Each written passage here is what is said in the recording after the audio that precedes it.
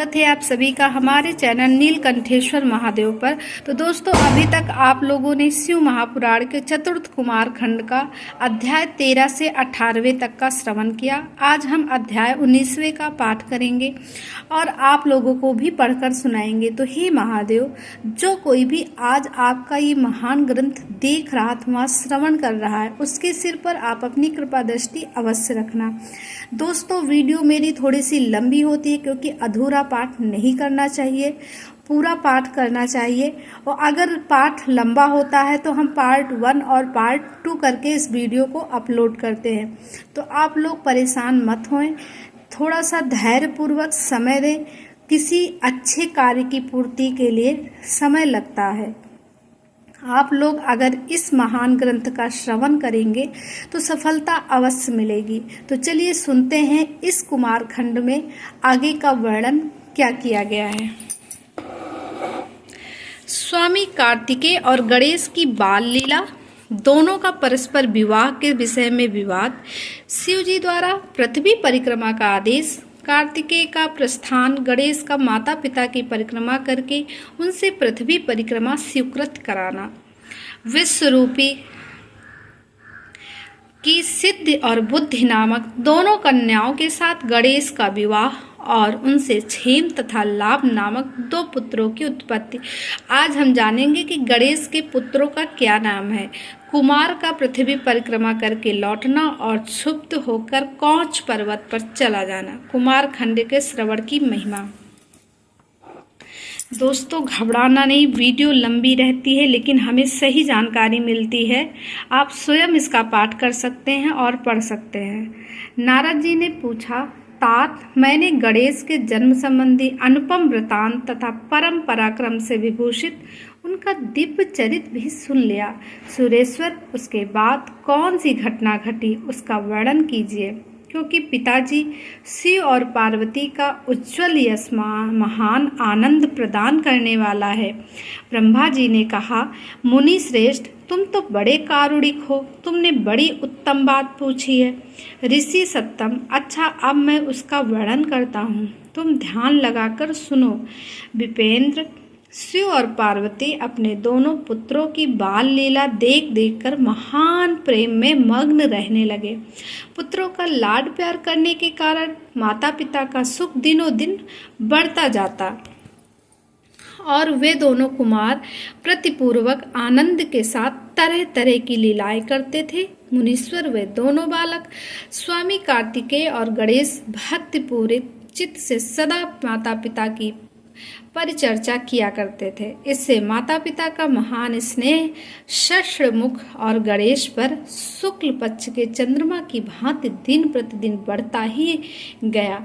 एक समय शिव और शिवा दोनों ने प्रेम पूर्वक एकांत में बैठकर यूं विचार करने लगे कि हमारे ये दोनों पुत्र विवाह के योग्य हो गए हैं। अब इन दोनों का शुभ विवाह कैसे संपन्न हो। हमें तो जैसे षडानन प्यारा है, वैसे ही गणेश भी। ऐसी चिंता में पड़कर वे दोनों लीलावश आनंद मग्न हो गए। मुने माता पिता के विचार को जानकर उन दोनों पुत्रों के मन में भी विवाह की इच्छा जाग उठी। वे दोनों पहले मैं विवाह करूंगा, पहले मैं विवाह करूंगा, यो बारंबार कहते हुए परस्पर विवाह करने लगे। तब जगत के आधीश्वर वे दोनों दाम्पत्य पुत्रों की बात सुनकर लौकिक आचार का आश्रय ले परम विषम को प्राप्त हुए। कुछ समय बाद उन्होंने अपने दोनों पुत्रों को बुलाया और उनसे इस प्रकार कहा।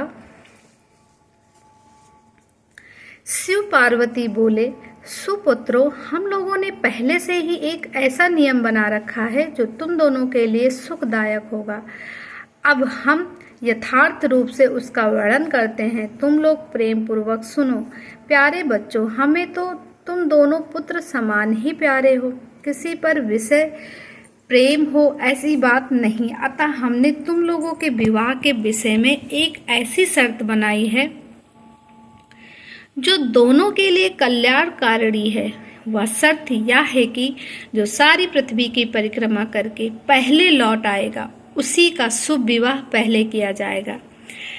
ब्रह्मा जी कहते हैं, मुने, माता पिता की यह बात सुनकर सरजन्मा महाबली कार्तिकेय तुरंत ही अपने स्थान से पृथ्वी की परिक्रमा करने के लिए चल दिए, परंतु अगाध बुद्धि संपन्न गणेश वहीं खड़े रह गए।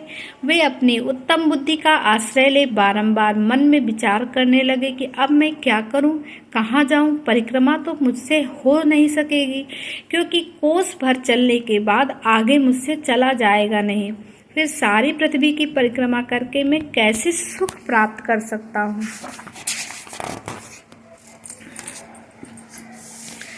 गणेश ने कहा, माता जी तथा हे पिता, आप लोग मेरी उत्तम बात सुनिए और शीघ्र ही मेरा शुभ विवाह कर दीजिए। ब्रह्मा जी कहते, मुने, महात्मा गणेश का ऐसा वचन सुनकर वे दोनों माता पिता महाबुद्धिमान गणेश से बोले, शिव ने कहा, बेटा तू पहले कानूनों सहित इस सारी पृथ्वी की परिक्रमा तो कर आ। कुमार गया हुआ है, तू भी जा और उससे पहले लौट आ, तब तेरा विवाह पहले कर दिया जाएगा। ब्रह्मा जी कहते हैं, मुने, नियम परायण गणेश माता पिता की ऐसी बात सुनकर कुपित हो तुरंत बोल उठे। गणेश जी ने कहा, हे माता जी तथा हे पिताजी, आप दोनों सर्वश्रेष्ठ धर्म रूप और महाबुद्धिमान हैं, अतः धर्मानुसार मेरी बात सुनिए। मैंने 7 बार पृथ्वी की परिक्रमा की है, फिर आप लोग ऐसी बात क्यों कह रहे हैं। ब्रह्मा जी कहते, मुने, शिव पार्वती तो बड़े लीलानंदी ही ठहरे। वे गणेश का कथन सुन लौकिक गति का आश्रय ले बोले। शिव पार्वती ने कहा, पुत्र, तूने समुद्र पर्यंत विस्तार वाली बड़े बड़े काननों से युक्त इस सप्तद्वीपवती विशाल पृथ्वी की परिक्रमा कब कर ली। ब्रह्मा जी कहते हैं, मुने, जब शिव पार्वती ने ऐसा कहा तब उसे सुनकर महान बुद्धि संपन्न गणेश बोले। गणेश जी ने कहा, माता जी एवं पिताजी, मैंने अपनी बुद्धि से आप दोनों शिव पार्वती की पूजा करके प्रदक्षिणा कर ली है, अतः मेरी समुद्र पर्यंत पृथ्वी की परिक्रमा पूरी हो गई है। धर्म के संग्रह भूत वेदों और शास्त्रों में जो ऐसे वचन मिलते हैं वे सत्य हैं अथवा असत्य। वे वचन है कि जो पुत्र माता पिता की पूजा करके उनकी प्रदक्षिणा करता है उसे पृथ्वी परिक्रमा जनित फल शुभ प्राप्त होता है। जो माता पिता को घर पर छोड़कर तीर्थ यात्रा के लिए जाता है वह माता पिता की हत्या से मिलने वाले पाप का भागी होता है, क्योंकि पुत्र के लिए माता पिता का चरण सरोज ही महान तीर्थ है। अन्य तीर्थ तो दूर जाने पर प्राप्त होते हैं, परंतु धर्म का सहानुभूत यह तीर्थ तो पास में ही सुलभ है। पुत्र के लिए माता पिता और स्त्री के लिए पति, ये दोनों सुंदर तीर्थ घर में ही वर्तमान हैं। ऐसा जो वेद शास्त्र निरंतर उद्घोषित करते रहते हैं उसे फिर आप लोग असत्य कर दीजिए, और यदि वह असत्य हो जाएगा तो निसंदेह वेद भी असत्य हो जाएगा और वेद द्वारा वर्णित आपका यह स्वरूप भी झूठा समझा जाएगा। इसीलिए या तो शीघ्र ही मेरा विवाह कर दीजिए अथवा यूँ कह दीजिए कि वेद शास्त्र झूठे हैं।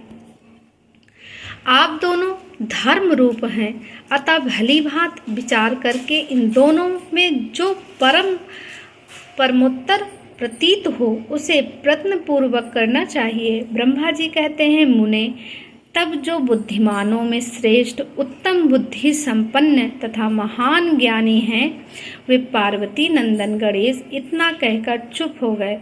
उधर वे दोनों पति पत्नी जगदीश्वर शिव पार्वती गणेश के वचन सुनकर परम विस्मित हुए। तदंतर वे यथार्थभाषी एवं अद्भुत बुद्धि वाले अपने पुत्र गणेश की प्रशंसा करते हुए बोले।